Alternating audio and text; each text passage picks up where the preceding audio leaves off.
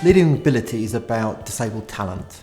What we wanted to do is make sure that we created a platform in which disabled people could maximise their potential. And we looked around at mainstream leadership programs and realised there was no leadership program that existed that took into account individuals' disability and said, how does that play into leadership?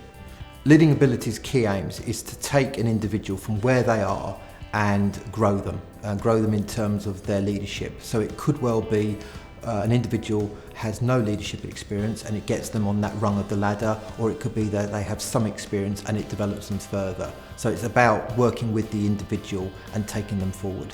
Disability is not necessarily a problem, rather it is simply a different life experience.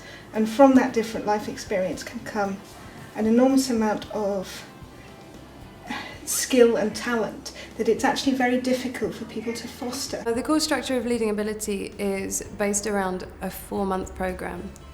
Most leadership programmes run over consecutive days and there's no follow-up, or if there is, it's very minimal. Ours is very much centred around participant development. We realised that you can't be a leader in 4 days, that you have to reflect, you need to develop, you need to work with peers, you need to learn from your peers, you need to go away, you need to put things into operation and come back and reflect again.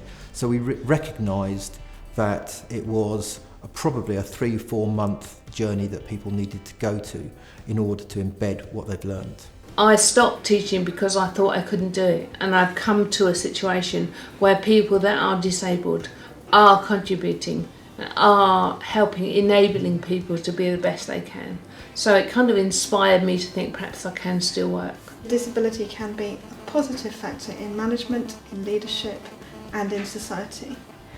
Number 2, the successful passing of knowledge between a group of experienced leaders and those who are wanting to take up leadership positions soon. And I would say that the knowledge has passed both ways. The biggest learning curve for me is to work with people of different abilities and to understand that everybody has a voice and an opinion that should be respected. That's the biggest thing.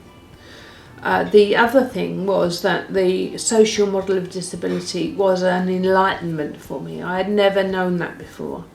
And it turned my thinking about myself from being a failure to looking outwards to see what I could contribute. I'm really excited. I mean, we've done the pilot, we had 9 people on it.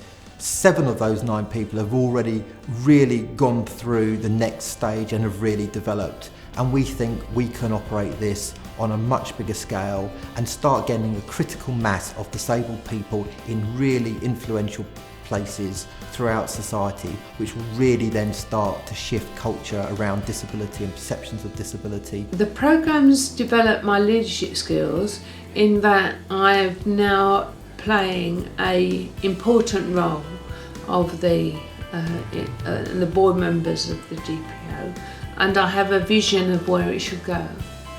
Before, I was just a member who went to meetings and didn't say much. So you've unleashed a lion.